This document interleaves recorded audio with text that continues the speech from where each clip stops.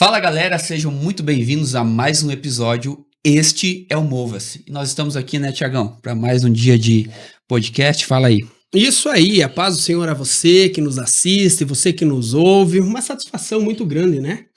Nós somos um grupo de amigos, compomos o Grupo Verbo, que é o nosso grupo de jovens aqui de Catanduvas, estamos nas dependências da Assembleia de Deus e hoje temos mais um convidado especial aí, alguém jovem, para bater um papo com nós e passar um tempo aí com a gente. Exatamente, hoje a gente tá aí com o Profeta e eu tenho a biografia dele aqui, vamos lá. Rodrigo dos Santos Lazarete tem 23 anos, é natural de Videira, Santa Catarina e atualmente reside em Fraiburgo, Santa Catarina também. Rodrigo é teólogo, bacharel em teologia pela Faculdade Refidim e pós-graduado em História e Teologia do Novo Testamento pela Faculdade Fabad. Possui também formação em teologia pentecostal, além de outras formações e cursos de especialização na área da teologia. O Rodrigo é autor de 4 livros e coautor de um livro. Ele é pregador e professor da Escola Bíblica Dominical, onde ministra para adultos e jovens. Seu ofício ministerial é marcado pela integridade, buscando sempre a aplicação prática da teologia e uma reflexão profunda sobre a fé, com ênfase no conhecimento bíblico e na vida cristã. O homem é uma máquina. Fala aí, Rodrigo. Queridos, eu quero primeiramente agradecer a Deus por mais esta oportunidade. Quero cumprimentar a todos com a paz do Senhor. O Leonardo aí, juntamente com o pastor Jeremias, pelo convite. Deixo aqui o meu abraço também para o pastor Jeremias, que é o pastor presidente deste campo em Catanduvas. E o pastor Jeremias é um amigo querido, um paizão, e ele tem se destacado aqui no estado pela sua pregação eloquente, por ser um incrível mestre na palavra e por estar desempenhando um papel tão importante aqui no campo em Catanduvas. Ao Thiago também quero agradecer, Deus abençoe. Nós nos conhecemos agora há pouco. Amém, isso aí. Mas sou muito grato a Deus por estar contigo, com o Leonardo. Leonardo aqui, coordenador de jovens do campo. Segundo coordenador aqui da 9ª região dos jovens. É um prazer imenso. Figuras que trazem a minha admiração. Quero também cumprimentar todo o staff. Eu tinha aqui... Peraí, deixa eu desbloquear o celular que eu não consegui... Decorar eu muita não gente. consegui achar, não consegui decorar. Eu quero... O Thiago também é líder de jovens aqui do Templo Sede. Isso. É um prazer, tá? Sua esposa não pôde estar, mas deixo meu abraço para ela também. Obrigado. O pessoal dos bastidores, o Anderson e sua noiva Annelise. Isso, Deus abençoe. O Matheus Soares e a Giane, sua esposa, Deus abençoe, é um prazer estar com vocês. E o Edelvan, que está ali no vídeo, dando esse suporte, esse apoio, Deus abençoe. Fechou. Bora para as perguntas, então? É sempre lembrar, né, que a gente aparece aqui, mas por trás aqui das câmeras tem uma galera incrível que está sempre se doando e nos dando apoio, seja no som, na mesa de corte, nas câmeras, enfim. Galera... Edição, né? É isso aí, chegam antes do que nós, saem às vezes depois. É verdade. Logo mais nós temos gravação no culto também, alguns trabalham lá, então trabalho totalmente voluntário, onde a gente sempre é muito grato. Perfeito. Pra gente começar, fala aí como é que foi o teu encontro com Jesus. Eu fui para a igreja com 9 anos de idade, foi através de um processo muito doloroso na minha casa. Minha mãe, ela passou por uma depressão terrível, ela teve síndrome de pânico, e na tentativa aí do meu pai tentar salvar a esposa, né, que há algumas semanas e meses deitada numa cama, nem banho não tomava mais, não reagia, e começou a levar a mãe na Assembleia de Deus em Fraiburgo. E não me lembro se foi na 4ª ou na 5ª-feira da campanha, minha mãe foi curada. A partir de então, minha mãe passou a frequentar os cultos com mais proeficiência. Quando eu tive 12 anos de idade, ela fez questão que eu me batizasse e estou aí. Olha só que testemunho lindo já, iniciando Verdade. nossa gravação aí. Teu pai não era cristão nessa época, ou melhor, era cristão, mas não servia Jesus numa igreja O meu pai, na reformada. verdade, até hoje ele é católico. Uhum. O meu pai. E católico assim, né? Ele quase todo culto frequenta com a gente na Assembleia. Mas assim, a Só religião falta dele confessar mesmo. diz ele ser o catolicismo. Uhum. Mas estamos aí na intercessão. Já evangelizei meu pai algumas vezes na oração e creio na vitória. Amém. Amém. E um detalhe, a gente falou aqui sobre a tua biografia, bem extensa, por sinal. Quando que surgiu esse desejo, esse gosto por estudar? Principalmente a teologia, né? Que muitos... É complicado a teologia. Sim. Eu comecei a pregar e estudar teologia com 16 anos. Hoje eu tenho 23. Aí fazem 7 anos mais ou menos que estou nessa caminhada. Mas antes de me aventurar no ministério, antes de descobrir o meu chamado, eu queria ser delegado. Queria cursar direito, ia fazer a prova do OAB para ter a credencial de advogado, mas eu queria prestar concurso público. Eu queria prestar concurso tanto na PRF ou na PF, para poder futuramente, quem sabe, ser delegado. Mas daí entrou Deus no meio e Mudou mudou tudo. Os planos eram outros, né? Isso. E como que surge para ti a questão da escrita dos livros? Ela veio uma inspiração já pensando, não, vou escrever um livro, ou você se utilizou de materiais que você costumava escrever para ti, para estudos, ou mesmo para as ministrações, para pregação, e isso se transformou em livros? Como que funciona para ti isso? O meu primeiro livro escrito foi Desmistificando a Antropologia, um livro sobre o estudo do homem. A princípio não seria um livro. Eu tenho assim, na minha casa, no meu quarto, lugar onde eu estudo, eu tenho algumas pilhas de folha sulfite onde eu faço anotações, escrevo esboços. E eu acabei juntando uma coisa na outra e quando eu vi o arquivo final, pensei, vou transformar isso em um livro. Esse primeiro livro eu escrevi, ele foi um livro muito simples, tanto é que eu não fiz nem reedição dele, nem reimpressão após vender tudo. Eu escrevi esse primeiro livro, eu tinha 18 anos, isso foi em 2020, na pandemia. E a partir daí começou. Aí eu fui juntando mais conhecimento. Eu tinha um sonho de lançar um segundo livro a partir de uma tese de mestrado. Eu, ano passado, mais ou menos depois de me formar no bacharel em teologia, em agosto, eu prestei uma prova para ingressar num mestrado na FABAPAR, a Faculdade Batista do Paraná. E eu queria pegar da minha tese de mestrado, que seria sobre o pentecostalismo, e a partir dela, concluindo a pós-graduação, lançar aquele livro. Só que aconteceram alguns problemas que particularmente me deixaram meio irritado e magoado com a faculdade, porque eu passei nas duas provas, tanto de conhecimento estrangeiro quanto língua portuguesa. E por uma questão aí denominacional, eu não pude ingressar na faculdade, no mestrado. Aí eu resolvi iniciar uma pós-graduação normal e pensei, não, eu vou transformar esse meu livro em essa minha tese, que seria a tese do meu mestrado, em um livro. Claro, eu tirei toda a parte técnica, né, do academicismo e transformei em um livro. Como eu já quis lançar esse livro, por conta de alguns processos que eu passei nos últimos 3 anos, eu acabei escrevendo no meio. Eu não ia lançar, mas como o Espírito Santo veio inflamando meu coração, eu lancei um livro devocional antes desse, que é O Deus daqueles que fracassam. Um livro onde eu, através das páginas da teologia, eu acabo fazendo uma aplicação prática sobre o que é o deserto na vida do cristão e a forma como Deus quer que nós venhamos a superar esse deserto para chegar à terra prometida. Olha só, esse texto, esse título, né, ele é muito intrigante, quando eu li quais livros você escreveu, me chamou muita atenção, eu ia pedir para comentar. Então, ele é uma espécie de devocional para ajudar no dia a dia mesmo, uma aplicação prática, isso? Isso, ele tem uma pegada um pouco diferente dos demais devocionais, eles são mais que diários, você lê uma página por dia. Esse não, esse é uma história narrada. Ele é um livro assim que até é um livro onde eu recebo muitos relatos de pessoas que leram o livro e foram transformadas.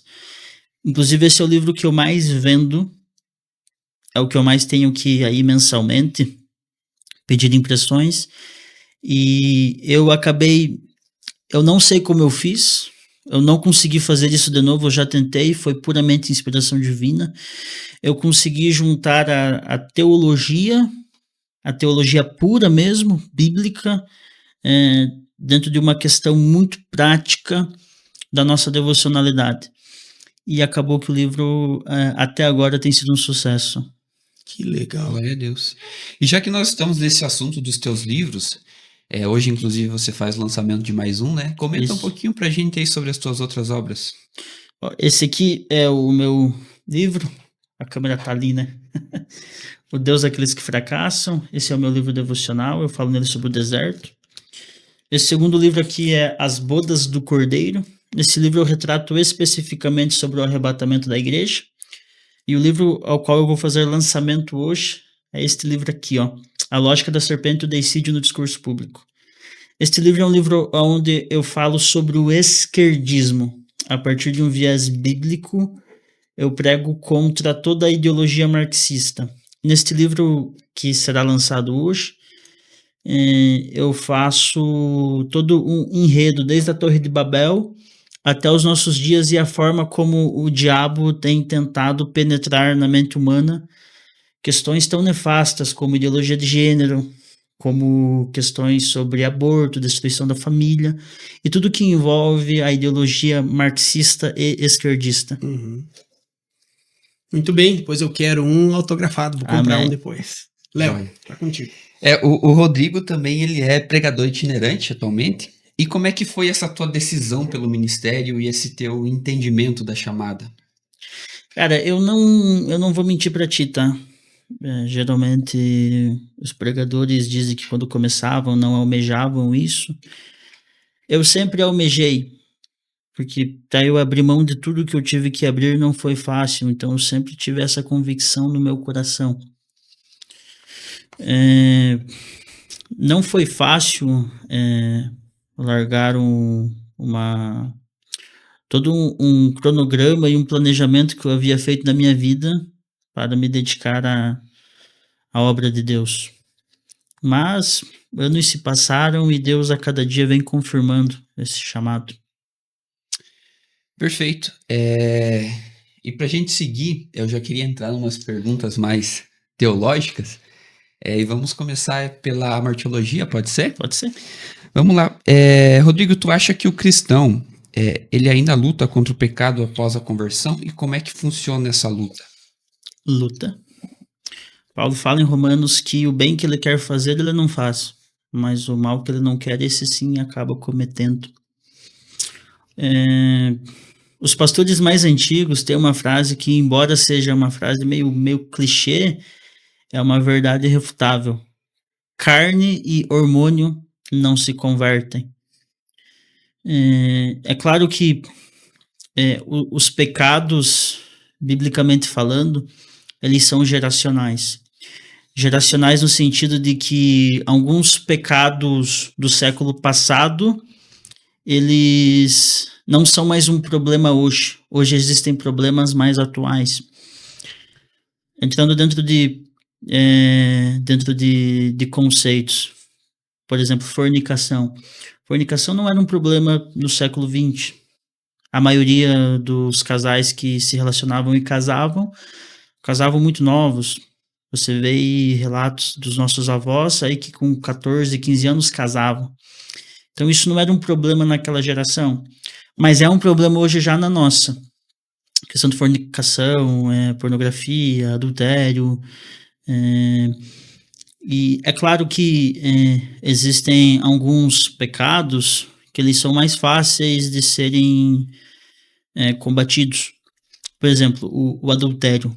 A pessoa, quando firma uma aliança, se ela tem a convicção de que a esposa ou o esposo, o seu cônjuge, é a pessoa que ele ama, a pessoa que ele quer realmente, por isso se casou, passar o resto da vida, se ele firmar no seu caráter que aquela é a sua pessoa amada, a pessoa que ele firmou aliança, fica mais fácil você rejeitar outras conversas, outros convites. A fornicação, que seria o relacionamento sexual antes do casamento, já é um pouco mais complicado. Não complicado na questão da rejeição, mas complicado na forma como nos relacionamos hoje. A questão do tempo do namoro, hoje 1 ano e meio, 2 anos, 2 anos e meio, isso é muito tempo. A questão de, por exemplo, hoje a gente tem muito acesso sozinhos, um na casa do outro, muito acesso a conversas no WhatsApp, nas Privada, madrugadas, privadas. Então, isso são questões atuais, que não existiam na época, e que ajudam a proliferação do pecado. Um acesso muito mais Exato. fácil, né? Isso. Por isso tem o convite do autor aos Hebreus, no capítulo 11, dizendo: livremo-nos de todo o embaraço e pecado, para que nós consigamos alcançar a promessa. Legal. Quando você falou que atualmente existem pecados mais difíceis de ser combatidos, a pornografia ela tem um índice altíssimo, não só homens, mas mulheres que desfrutam dessa maldição, digamos assim. E literalmente se torna um vício, a pessoa Sim. fica presa naquilo ali. E outros pecados que a gente pode citar que prendem as pessoas, e daí surge o termo pecado de estimação, E né? não só no lado espiritual, né, Léo? Hoje existem muitos estudos que comprovam os malefícios da pornografia, do vício na pornografia, Exato. né, comparados a drogas pesadas, né? Exato. O mal que isso causa para o ser humano, né? Eu já vi estudos que dizem que o vício na pornografia equivale ao vício na cocaína, de tão nocivo que é. E isso está presente não apenas em pessoas solteiras, mas inclusive dentro de casamentos. Os próprios filmes e séries hoje, Netflix, Prime Video, HBO, acabam trazendo esse contexto sexual para dentro de casa. Normalizando isso, né? Normalizam tudo. Aí você pega... Posso falar tudo aqui, né? Pode. Você pega dois extremos daí. A pessoa que assiste tudo com a faixa etária maior de 16 anos, cristão, e pode, é normal, sou maior de idade, já sou casado, mas vê, por exemplo, criticando The Chosen porque foi um mormonista o diretor do filme, da série. Então você vê ali que falta uma certa questão de equidade na santidade. Algo é normal, mas porque aquilo não foi um cristão protestante evangélico assembleiano que criou, não pode. Entende? Então 2 pesos, 2 medidas. 2 pesos, 2 medidas. Bem assim. E o fato da faixa etária que tu comentou, 16, 18 anos, ainda assim ela precisa passar por um filtro Isso. espiritual, por um filtro de maturidade, um filtro, né, de santidade. Então nem tudo me convém, né? Isso tudo me é lícito. Isso aí. Mas nem tudo me convém. Exatamente. Mas achei interessantíssimo o assunto. Eu acho que nós precisamos cada vez mais trabalhar isso desde as crianças, adolescentes, porque a esquerda, ela se aparelhou de tudo e ela tem paciência. Ela não espera resultado imediato. Ela vem plantando isso há muitos e muitos anos. E aí, ao longo do tempo, ela se aparelhou de tudo e dia a dia ela está colocando isso aí na cabeça das pessoas. E você cresce achando aquilo normal, aquilo sendo algo prático, e volto a dizer, parece que nós somos os extraterrestres quando falamos contra, né? Isso. A principal forma que a esquerda utiliza para penetrar as suas doutrinas é a desconstrução do meu caráter. Ela desconstrói primeiro aquilo que eu sou. A ciência chama isso de gênero, masculino e feminino. Mas a Bíblia tem outro conceito, que é macho e fêmea. O esquerdismo tenta justamente desconstruir a nossa identidade. Ele desconstrói e gera dúvida. Poxa, quem eu sou? Gera uma crise de identidade. Sim. E a partir daí, nossa mente fica vulnerável e suscetível a essas ideologias que Paulo vai chamar em 1 Timóteo de doutrinas de demônios. Olha só, muito claro, muito limpo, claro. né? A partir do momento que você descortina isso, tá muito claro para ti que isso é algo maligno mesmo. Isso. Né? Algo maligno. É importante, mas ainda existe os remanescentes. Essa semana ainda vi uma entrevista de alguém falando assim, O que seriam das comunidades se não existissem as igrejas protestantes nelas? Isso. Que apesar de toda a maldade, de todo o tráfico de drogas, de toda a prostituição que ainda acontecem lá, existem algumas igrejas que são a base da moralidade daquele local, onde até o traficante respeita muito aquele lugar, aquele ponto. Porque o Estado não está mais presente lá. A polícia não consegue mais subir o morro em muitas comunidades. A justiça não chega mais lá, né? E aí você pensa, o que sobrou lá? Ainda tem um povo que defende uma moral e um caráter cristãos e que são âncoras para nós, para a comunidade. Então a gente precisa voltar a falar disso, debater isso e mostrar esse outro lado. Eu não sou contra quem defende o comunismo e o socialismo defender o lado deles. Acho totalmente coerente. Agora, nós, como conservadores ou como cristãos, nós precisamos defender aquilo que nós vivemos, aquilo que nós aprendemos. Eu sou muito extremo, tá? Às vezes isso até se torna perigoso. Mas, por exemplo, eu sou cristão, mas coaduno com ideias esquerdistas, então não é cristão. Não tem como, né? Não tem como. Não tem simbiose, né? Não, precisa passar pelo processo de metanoia. João Batista e Jesus disseram, arrependei-vos, convertei-vos, porque é chegado ao reino dos céus. Uhum. Arrependimento, mudança de mente. Sim. Conversão, muda a mente, Mudança muda a vida. de rota. E com isso vem o reino. A ideologia do reino, vou usar essa expressão, a ideologia do reino não coaduna com a ideologia das trevas. Eu vou dar um exemplo muito prático. Sansão e Dalila. As pessoas acham que o problema de Sansão foi Dalila. Não foi Dalila. Sansão era nazireu. Números capítulo 6, 1 ao 13, diz que o nazireu, dentre todas as proibições, não podia tocar em carne morta. Quando Sansão ele sai de Timnat, junto com os seus pais, aparece um leão, ele mata o leão e arrasta para fora da estrada. Quando ele está voltando, diz o texto que ele vai ver o leão morto. Abelhas tinham feito colmeia de mel em cima do leão e ele toca no leão morto para pegar a colmeia. Ali é o erro de Sansão. A partir dali, toda a vida de Sansão desmorona. Uhum. O que Dalila faz? Dalila só faz aquilo que era a obrigação do sacerdote. Quando o nazireu ele descumpria as suas obrigações, o que ele tinha que fazer? Ele tinha que voltar ao templo, ir ao sacerdote e raspar a sua cabeça. Raspava, desfazia o voto do nazireado e a partir daí fazia uma oração, se consagrava e fazia o seu voto de novo e o cabelo ia crescer. Quando Deus cria o mundo, diz o texto em Gênesis 1, que ele separa luz de trevas. João fala no capítulo 1 que Jesus é a luz, veio para os homens e os homens amaram mais as trevas do que a luz. E a luz que estava em Jesus denunciou as trevas que estavam neles. Olha só, Sansão em hebraico significa lugar de luz. Dalila, lugar de trevas. Quando Sansão e Dalila se relacionam, as trevas que há em Dalila descortinam o pecado que há em Sansão. Esse é o problema de nós nos misturarmos com as trevas. Corremos o risco de perder aquilo que é mais precioso. No caso de Sansão, o nazireado. Que aula, hein? Meu Deus. E pensando por esse lado, hoje a gente vê um grande problema de as pessoas normalizarem o pecado e aí vem pecado. Não, é pecadinho, tá tudo certo. Uhum. O que tu considera os perigos? E, claro, dentre todo o perigo, né, considerando o geral, os perigos de normalizar os pecados. Eu considero sim que existem pecados, pecadinhos e pecadões, não na questão de peso espiritual, mas na questão de libertação. Para você resolver o problema da fornicação é muito simples. Termina o namoro ou casa. Uhum. É simples. Uhum.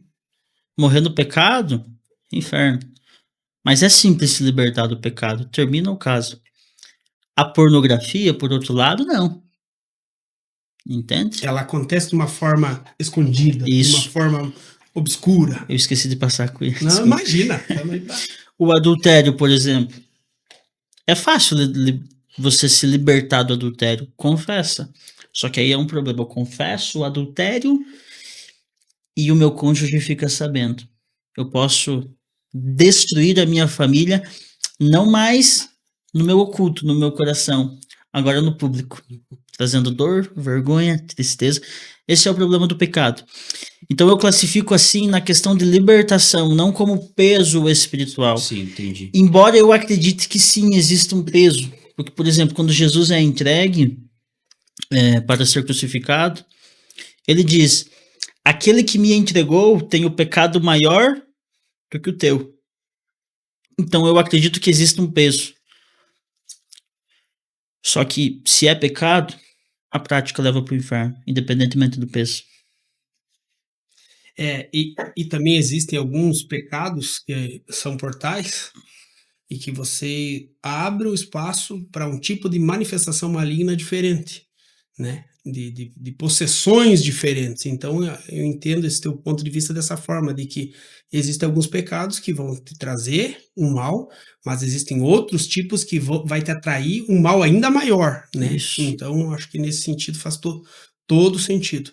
Mas é muito fácil realmente assim você conseguir cortar aquilo. Lógico que é uma luta depois de você continuar, porque que a gente via, eu lembro quando era criança, todo domingo a mesma pessoa tinha uma manifestação demoníaca nela. Sim. Aí passava na segunda, na terça-feira, ela repetia o mesmo erro, aquele demônio voltava para ela e no domingo estava ela de novo lá se manifestando na hora da oração. Então você tem que cortar e fechar esse portal, né? Sim. É claro que eu não estou dizendo aqui que quem é cristão e peca automaticamente está condenado ao inferno. Eu não estou dizendo isso. Sim. Só que a questão prática de você ser cristão não significa que você é pequeno Cristo, como propagaram. Uhum. Cristão é aderir à identidade de Cristo assim. Nós não conseguimos ser Cristo, mas conseguimos ter a sua identidade. Então, na verdade, você manter o seu estilo de vida cristão, porque o cristianismo hoje é um estilo de vida. Uhum. A forma como ele foi propagado, principalmente aqui no Ocidente, você precisa todos os dias converter-se novamente e manter a sua mente firmada no Evangelho. Por isso que Jesus disse: a casa que é edificada na areia cai, vem o vento e derruba. Mas a casa que é edificada na pedra, a pedra ali é Cristo. A pedra forma o alicerce. Tem a estrutura, que é a base, a firmeza. Vem o vento, vem doutrina, vem tudo aquilo que é contrário ao que Cristo ensinou, mas não cai porque está firmado nele. Ser cristão é isso. Ainda que peque, você não vai desviar e... Não. Você vai voltar para o altar e vai confessar o teu pecado a Cristo, se arrepender verdadeiramente e ser perdoado. O vento é o mesmo, né? O vento é o mesmo. É o alicerce. O que muda é o alicerce. Uhum. O vento sempre será o mesmo. É uma proposta aqui, uma conversa ali, algo que vai me beneficiar financeiramente. O vento é sempre o mesmo. A proposta às vezes muda a forma. E ela às vezes muda o jeito. Mas o vento sempre é o mesmo. Uhum. Sempre vai ser a proposta. Sim. Cabe a nós ter a firmeza de continuar com Cristo. Os judeus têm uma frase interessante, que é Hazar, venit hazer. Força, sejamos fortalecidos. Diariamente, a nossa força tem que vir de Cristo. Ela tem que se renovar, né? Todos os dias. Exatamente. Todos os dias. Eu achei interessante porque perceba que tudo se resume à metanoia que você falou, uma mudança de mente. E eu estava estudando uns dias atrás sobre Romanos 12:2, e a inconformação é algo que a gente precisa levantar todos os dias pela manhã como um inconformado. Isso. E aí muitos pecados, eles precisam, para a gente superar, literalmente uma metanoia para mim mudar toda a minha rota, mudar toda a minha mente. E aí, exemplo, aquele que tem vício em pornografia, se livra então do teu telefone, dos sites, vai pro banheiro, não leva o celular e tantas outras coisas. Porque isso acarreta em danos, como o Thiago citou aqui, e dentre os danos que a pornografia pode trazer é uma mudança de personalidade, o teu temperamento ele explode. Então, precisa ter um cuidado, e isso é algo que precisa ficar enfatizado. Nós precisamos levantar todos os dias pela manhã como inconformado. E pensar nessa inconformação, em metanoia, em arrependimento, como um processo que eu preciso viver todos os dias. Eu não me arrependi um dia aí, não, acabou. É um processo em que eu preciso viver todos os dias. Arrependimento, arrependimento, arrependimento. E sempre pensando no que Cristo faria se estivesse no meu lugar. Cara, essa frase que você falou, ela é a chave dessa conversa. Mudança de rota. Conversão é isso. Mudar a rota. Eu vou mudar a minha vida. Só que olha só, Jesus era judeu.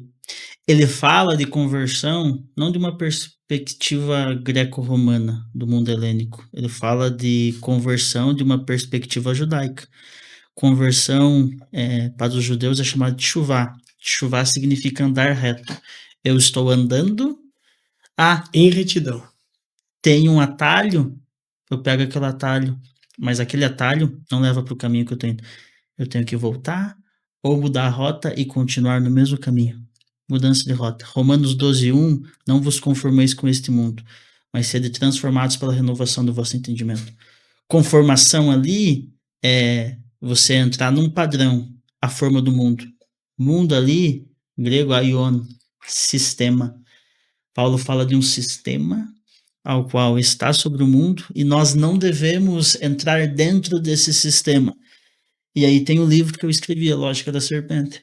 O sistema hoje, eu vou desconstruir tua identidade, vou destruir tua família e eu vou entrar de maneira muito vulgar. É vulgar a forma que o diabo entra, mas ainda assim ele consegue. Porque o evangelho é geracional. Quem manteve até hoje a Assembleia de Deus, Presbiteriana, Batista, Quadrangular de pé, foram as famílias. Se eu destruo a família, não tem congregado, não tem membro, eu destruo o corpo de Cristo. A família é a última barreira, né? É a última barreira. É a última barreira, é isso aí. Se quebrar com a família, desconstrói tudo, né? Isso. É isso aí. E a família ainda é o guardião desses princípios. Ainda né? é. Ainda é o guardião desses princípios. Pode ser ultrapassado segundo o padrão da mídia, mas ainda é a última barreira. Última. Sim. Por isso que Jesus, em seu evangelho, ele não deixa o leproso que ele cura o seguir, ele diz, volta para tua família. Eu curei você, agora você vai e cura a tua família com aquilo que eu fiz através de você. O céu não é só para mim, o céu não é só para vocês, o céu é para minha família. Então eu estou lutando a cada dia a entrar no céu com a minha família. Eu não tive um avô que orasse por mim, não tive um pai que orasse por mim, mas os meus netos terão um avô que vai orar por ele. O meu pai hoje tem um filho que ora por ele. E os meus filhos terão um pai que ora por eles. E o evangelho é isso.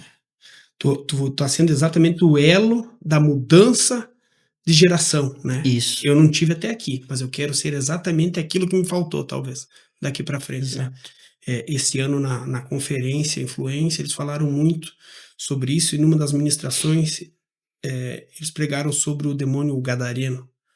E aí o porquê que todos os outros também, Jesus dizia, vem e me segue. E para ele também, Jesus falou, não, agora você volta para tua casa, para tua família. Jesus, ele sempre vai fazer milagre completo. Porque na esfera da sociedade, quando acontece a transformação, tudo é mudado. Em Gadara, os demônios saem e entram em uma manada de porcos. Era proibido ter porco em Jerusalém. Era ilegal em Jerusalém e nos arredores de Israel. Era ilegal. O judeu não podia comercializar porco. Então Jesus liberta ele e destrói um sistema ilegal. A pregação de Jesus sempre é muito incrível. Jesus ele não muda apenas uma esfera. O que Jesus faz a partir de nós automaticamente transforma os outros, transforma o ambiente. É por isso que às vezes, por exemplo, através de um testemunho nosso, Jesus nem falou, nem tocou naquela pessoa, mas através do nosso testemunho, aquele que queria cometer suicídio, de repente pensa, oxa, eu vi alguém que venceu e foi transformado. Eu posso chegar no mesmo nível que o dele. Jesus é incrível. Por isso que Paulo fala em 2 Timóteo 1:5. Eu quero que você recorde a fé verdadeira que habitou na tua avó Lloyd, sem fingimento, de uma fé não fingida. Deus dizendo a Timóteo, Timóteo, eu preciso que você pegue aquilo que você esqueceu e recorde, porque eu alcancei primeiro a tua família, para depois alcançar você. O milagre ele é completo, né? Ele não vai deixar pela metade. Sempre é. Por isso que onde tem o evangelho, a comunidade se transforma, a cidade se transforma, aquele país muda.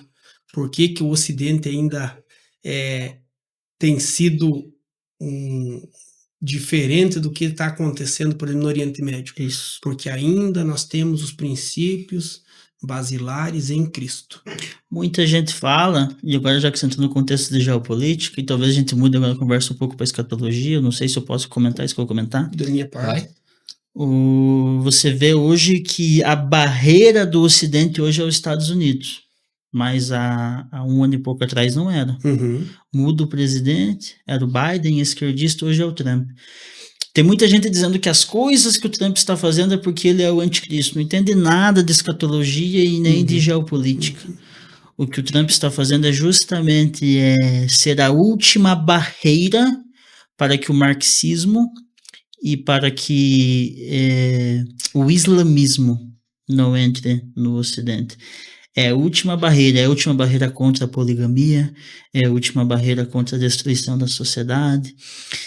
Eu vou usar uma expressão aqui que talvez é meio polêmica, mas Deus é capitalista.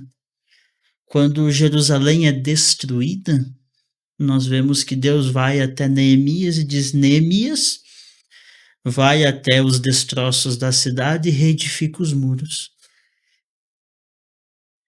Neemias reedifica os muros, aí Deus vai e chama Zorobabel: agora tu vai reconstruir o templo.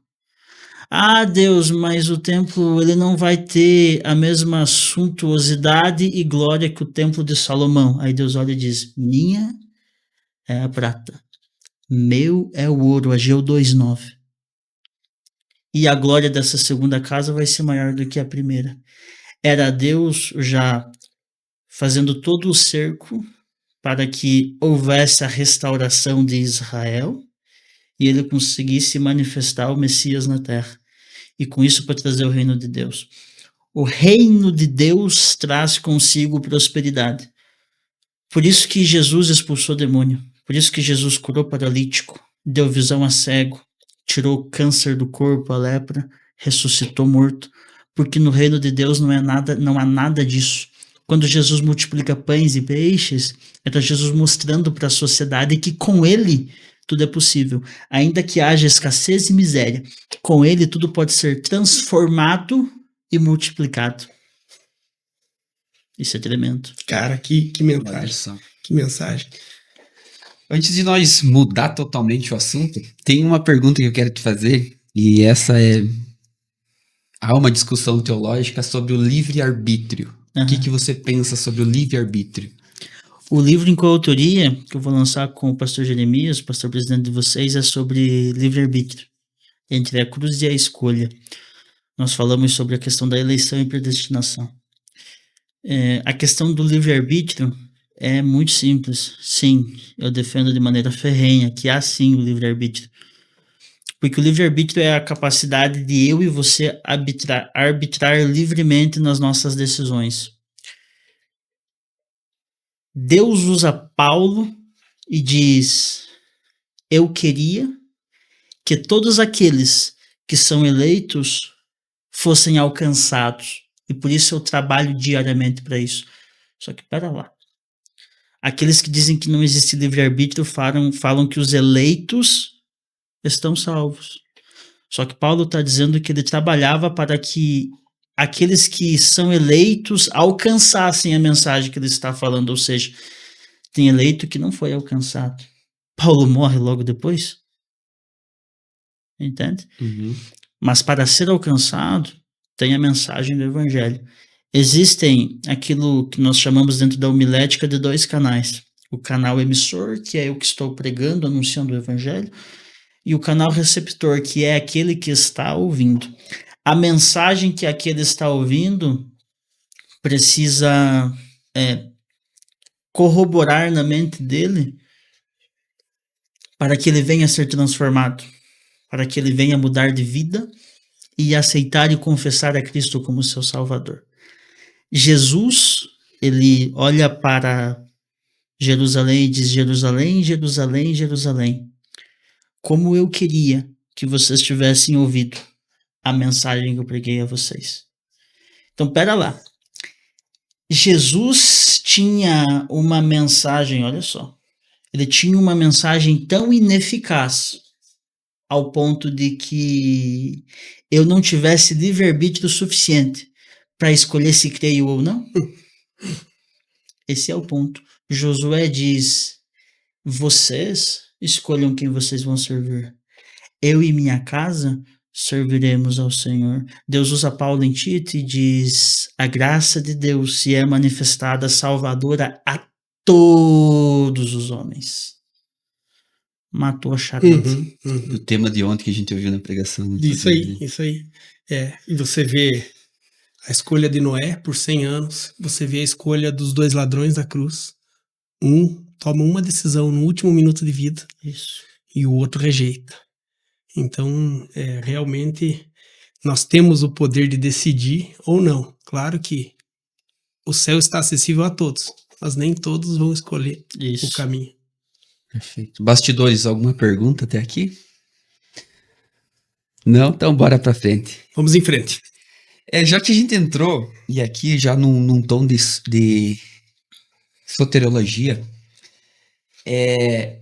você acha que é possível perder a salvação? E aqui talvez a gente já entre em um conceito de calvinismo, arminianismo, mas o que tu fala aí a respeito disso?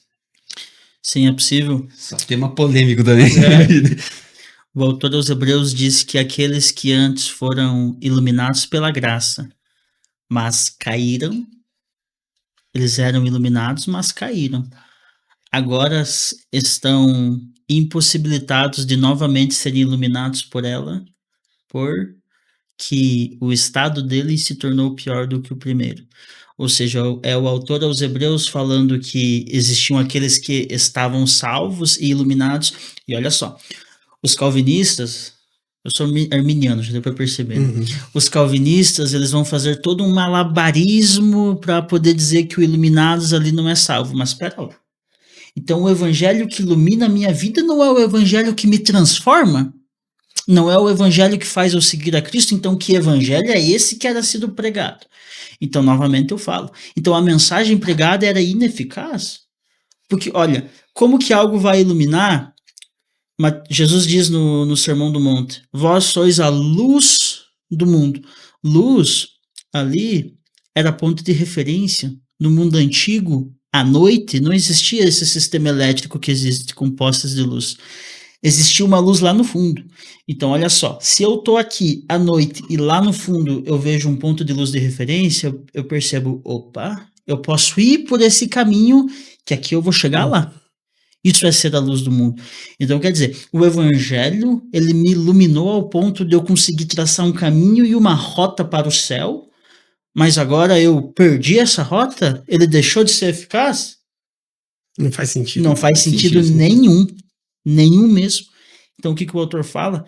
Você que se desviou, só que aqui, o autor não está falando de desvio, eu saí da igreja porque me magoei e não vou mais voltar para ela, não. Aqui ele está falando de apostasia. Dos apóstatas. O apóstata. Aquele que se apostata não é aquele que se magoou e está triste, é aquele que abandona a fé e vive deliberadamente.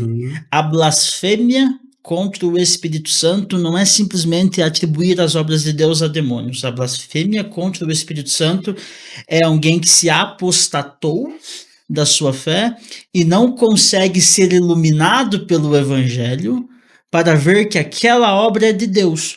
Porque as obras de Deus trazem consigo transformação.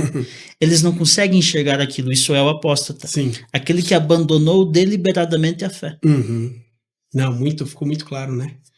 Eu tenho uma pergunta agora um pouco mais pessoal, particular.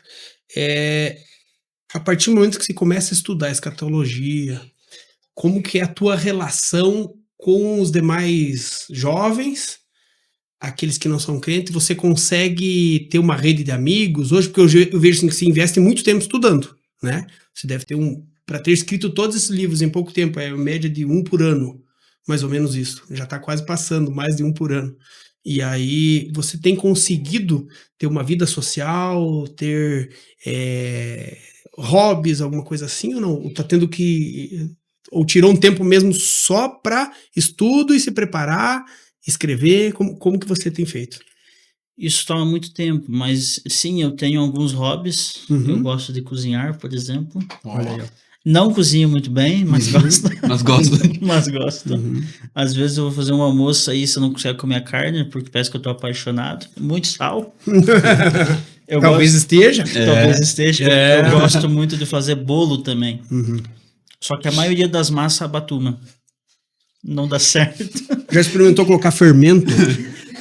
Não vai. O meu ramo é teologia mesmo. Pão asmo e teologia.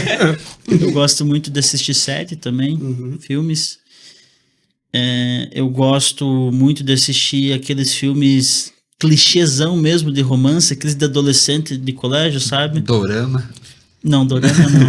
É os filmes Sessão da Tarde, né? É aqueles filmes lá de classificação indicativa de 10, 12 anos, que é só adolescente mesmo acredita naquilo. Sim. Eu gosto desse tipo de filme. De cachorro. De cachorro, uma vez eu assisti Pra Sempre ao Seu Lado, o dono morreu e chorei o filme inteiro. Muito bem, muito bem. Eu gosto também de, embora não pareça, eu gosto de treinar. Só que às vezes por questão de estudos, às vezes agenda eu não consigo, a maioria das vezes. Mas sempre que eu tô em casa, eu gosto de manter dieta, por exemplo. Em casa, né? Fora não tem como. Mas eu gosto. Ah, Rodrigo, não aparenta. Mas eu gosto. E sobre ciclo de amizades, eu não tenho muitos amigos, mas os meus amigos hoje são do meio da pregação também. Então, assim, às vezes acaba sendo mais fácil um pouco a comunicação. Eu tenho poucos amigos que não são do ramo o ramo aqui não é, mas é só por questão de aquilo que faz com a missão de vida. Eu tenho poucos amigos que não são pregadores. E os que não são, eu tenho mais dificuldade, assim, de sair, comer uma pizza, alguma coisa, sabe? Isso é sede de palavra, né? Ou tá ministrando ou sendo ministrado o tempo todo.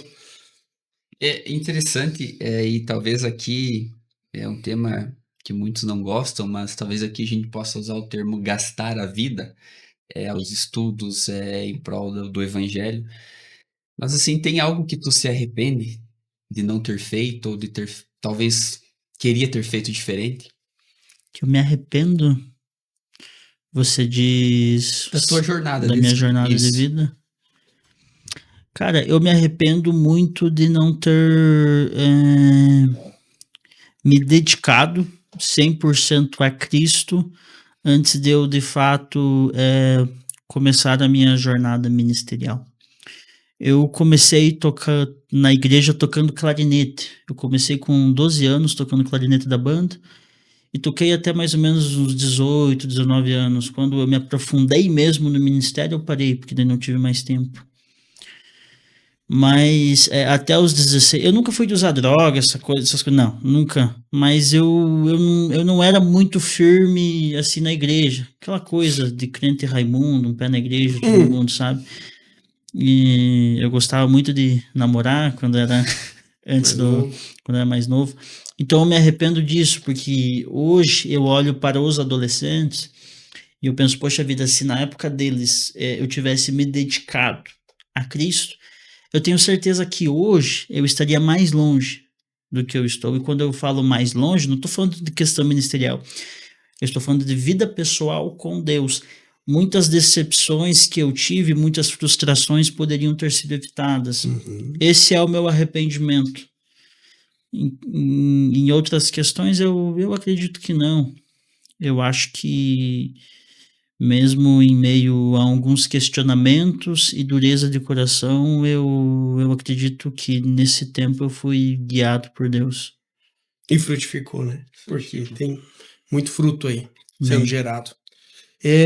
sobre essas heresias que vemos em vídeos nas redes sociais todos os dias, praticamente. Tu acredita que isso sempre existiu e as redes sociais trouxeram luz a isso? Ou realmente nós estamos vivendo um momento de uma explosão de heresias? Eu acredito pela história da igreja que existiram heresias pontuais que se levantaram ao longo dos séculos, mas a forma como existe hoje, como você falou, todos os dias nas redes sociais você vê heresias, isso antigamente, pela história da igreja, não existia. Vou te dar um exemplo. Hoje é muito fácil o acesso ao conhecimento. Antigamente, para você comprar, e quando eu digo antigamente, eu estou falando do tempo, por exemplo, do pastor Jeremias. Não que ele seja velho, mas ele não pegou um tempo. Não, vou falar para ele. Né? Ele vai assistir isso. Mas o pastor Jeremias e os pastores da geração dele, eles pegaram um tempo onde um comentário bíblico, uma bíblia de estudo, um dicionário, era muito caro. E não tinha na internet. Hoje, se você digitar PDF, Matthew Henry, sei lá, Atos e Lucas, você consegue baixar o PDF na internet. Uhum. Se você colocar no chat GPT, eu quero que você me dê da página tal até a página tal, do livro tal, o chat GPT vai te dar isso. Uhum. Hoje é muito fácil o acesso. E porque esse acesso é muito fácil, existem muitos autodidatas.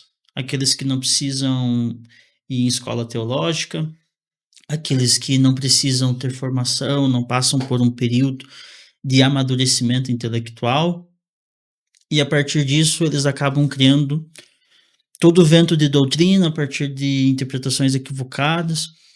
Então penso eu que passa muito por isso. E também Paulo, ele alertou isso em 2 Timóteo 4, que viriam tempos trabalhosos, onde todo mundo seria levado por qualquer vento de doutrina, sendo mestres de si mesmo, amaram mais aquilo que é errado do que aquilo que é moralmente correto. Exatamente. E uma coisa que a gente vê muito também é os gatilhos emocionais, né? Até esses dias eu vi um vídeo daquele, me conte uma curiosidade bíblica. E aí veio um rapaz e falou, você sabia que na Bíblia está escrito 365 vezes não tenha medo? Para cada dia do ano. Isso não é verdade, né? Não. Mas se vê muito isso, mensagem, um esboço que precisa ter gatilhos emocionais para levar o público a uma reação. Isso é complicado, cara. Pode perceber hoje o que mais gera reação, e talvez se algum outro pregador assistir esse podcast vai me odiar, é o cara que tá pregando, de repente vê que a pregação dele não tá surtindo efeito, começa soprar. Of the King the Power. Dando um clima de espiritualidade no culto que não existe, nem no povo que está ouvindo, nem na mensagem que ele está pregando. Então isso é terrível. Sim.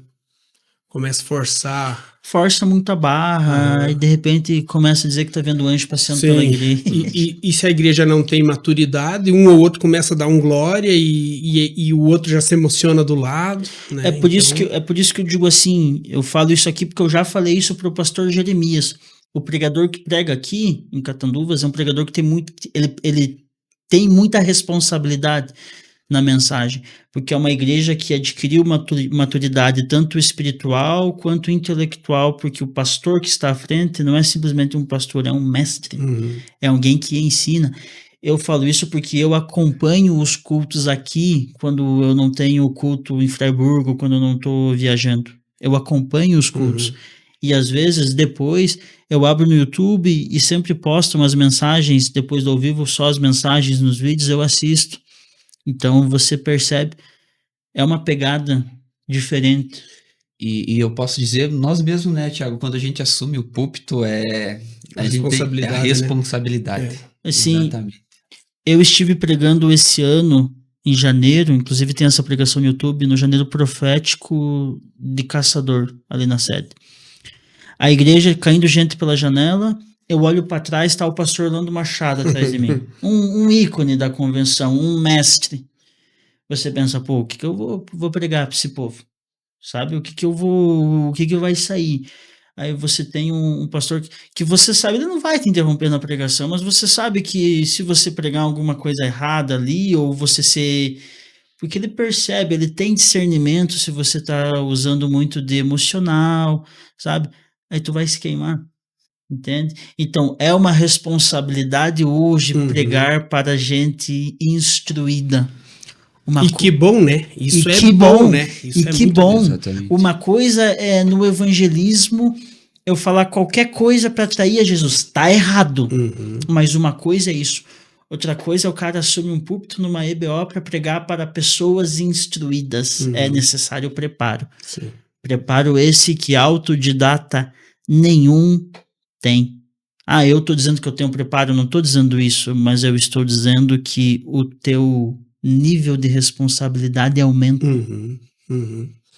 E é uma forma de humildade também, de submissão, de você ter um mestre, ter um tutor, ter alguém sempre com conhecimento maior do que o teu Esse para livro aqui, servir de esteio. desculpa interromper, mas esse livro aqui, o pastor Jeremias fez o prefácio dele. O livro é meu, tava pronto, ele leu o livro e falou, Rodrigo, eu acho que você tem que mudar isso. Eu fui lá e mudei. Uhum. Não tem que existir arrogância nesse meio. Porque ele falou isso. E realmente, o que ele falou para mudar era melhor do que estava antes. Entende? Falta muito essa humildade. Ah, eu sou teólogo, eu sou pregador, eu já preguei em vários lugares, eu viajo o mundo pregando. O que ele está falando não serve porque eu estou onde eu estou por causa daquilo que eu já vim fazendo. Falta humildade em reconhecer que existem pessoas que são melhores do que você naquilo que você faz. Eu não sou o maior pregador, nem o melhor teólogo do mundo. Existem pessoas que são melhores do que eu, e eu preciso ter humildade para reconhecer isso. Eu preciso ter humildade para reconhecer quando alguém está fazendo um apontamento que não é que está errado, mas pode melhorar, Sim. ser aperfeiçoado. Sim, sim. E o que você gosta de pregar? Qual que é, assim, se deixar um tema livre, o que você gosta de pregar?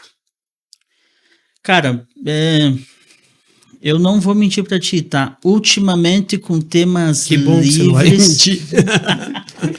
Ultimamente, Força de expressão, né? Tô brincando. ultimamente com temas livres eu tenho tido um pouco mais de dificuldade, sabe? Que você começa num emaranhado de pensamento, pô, qual que é a mensagem que tem que ser pra hoje? O que o povo quer ouvir, será? O que o Espírito Santo quer falar? Quando tem um tema, congresso, alguma coisa, você vai pelo tema. Sim, A sim. pessoa que foi dirigida para colocar aquele tema, você vai naquilo. Mas assim, ultimamente, todos os temas que eu tenho pregado têm sido por direção do Espírito Santo. Mas assim, de eu gostar mesmo, pô, um tema que colocaram num congresso, algum encontro de alguma coisa, um tema assim que eu gosto de pregar hoje, é escatologia e soteriologia. Uhum. Joia. Legal. Nós já passamos de 1 hora de gravação, e eu vou fazer aqui a minha última pergunta. E isso eu acho que é o problema de muitos, talvez, porque quando se estuda muito teologia, muitos tendem a esfriar espiritualmente. E você, como um teólogo pentecostal, como discernir o que é do Espírito Santo e o que não é? Existe muita coisa hoje que acontece nos púlpitos que não é do Espírito Santo. Mas eu vou te falar o que é do Espírito Santo. Quebrantamento. Às vezes a manifestação do Espírito Santo, ela não está muito interligada à língua estranha e profecia, mas na forma como você sente o teu coração ser tocado pela mensagem. Ah, Rodrigo, mas uma pessoa que chora tá se emocionando, e você se emocionar não significa que você está sendo transformado. Isso é um equívoco. Porque Paulo diz que a tristeza, segundo Deus, produz arrependimento para a conversão. Quando Pedro escuta o galo cantar, após negar 3 vezes, o texto diz que Pedro sai chorar amargamente. Era um coração que viu que errou e estava começando a se transformar. Aí Jesus questiona Pedro à beira da praia se Pedro o amava, e o texto diz que na terceira pergunta está escrito: e Pedro entristeceu-se muito. Uhum. A tristeza, segundo Deus, atingiu o coração dele. Ali ele é transformado. Aí Jesus diz: apacenta os meus cordeirinhos. Essa tristeza é justamente para que você não fique naquela situação, Isso. para que você se mova e saia daquela situação. Você se move. É impossível você se arrepender sem você sentir remorso. Impossível. 1 João 3, 19 ao 21 diz: se o teu coração te condena, Deus é maior do que o teu coração. Muitas pessoas interpretam esse texto no sentido, eu estou sendo condenado, acusado aqui dentro, é para eu ficar tranquilo, porque Deus é maior que isso. O texto não está dizendo isso. O texto está falando que se o meu coração me condena, Deus é maior que o meu coração. E o Deus que habita em mim está me condenando. Uhum. E a condenação vem por culpa. O arrependimento sucede à culpa. Não existe arrependimento sem remorso, e remorso é culpa. Você tem que se sentir culpado pelo teu pecado, pela vida que você está levando, para que você venha se arrepender. E esse arrependimento é o que gera transformação. É o que gera transformação. Sim. Não existe transformação sem arrependimento. Sim. Assim como pode existir arrependimento, mas não existir transformação. A transformação daí é uma escolha que eu faço a partir do meu arrependimento. Me arrependi porque pequei. O que eu vou fazer com isso? Continuar no pecado ou seguir uma vida afastando esse pecado de mim? Sim. Arrependimento é isso. Sim. Que momento legal. Nós poderíamos passar aqui mais 1, 2, 3 horas conversando. Tá um ambiente gostoso. Mas eu não tenho mais perguntas nesse momento. Eu vou iniciar os agradecimentos, Léo. Agradecer o Rodrigo aí da minha parte. Foi um momento muito agradável. Passei a admirar o teu trabalho. Passei um jovem, 23 anos, né? Isso. Já com 6, 7 livros aí encaminhados, pregando a palavra de Deus, teólogo. Abriu mão de muita coisa aí da tua vida, dos teus sonhos, para seguir esse caminho. Então, que Deus siga te abençoando. Sei que é só o início, imagino que seja só o início de muita coisa que Amém. vem pela frente. Obrigado. Que Deus te abençoe, conte com nossas orações e vamos em frente junto aí. Vamos seguir acompanhando o teu trabalho. Amém. E depois eu quero adquirir teus livros. Amém. Um abraço. Abração. Perfeito. Antes dos meus agradecimentos, perguntas de resposta rápida. Olha aí, ó. Um livro preferido? Livro preferido é Crônicas de Nárnia. Um pregador preferido? José Brandão. Um louvor? Um louvor é Tudo que eu vivi. O tema teológico que você mais gosta? Arrebatamento. E um hobby? Um hobby, cozinhar. Eu imaginei que ele ia falar isso. Joia. Rodrigo, prazer te conhecer, tá? Prazer De é meu. verdade. Tu tem 23 anos, então é notório o teu conhecimento, o que você está vivendo até aqui. E certamente eu creio que você tem um futuro extraordinário, que você siga triunfante, que o Espírito Santo te conduza e que você viva tudo aquilo que Deus preparou para você, tá bom? Obrigado por estar aqui voluntariamente, que Deus te abençoe Amém. e que Ele continue te usando poderosamente na palavra, tá bom? Aquela câmera é para você, pode fazer teus agradecimentos e depois deixa uma mensagem para os nossos internautas. O prazer é meu de estar aqui. O meu coração, ele se alegra muito.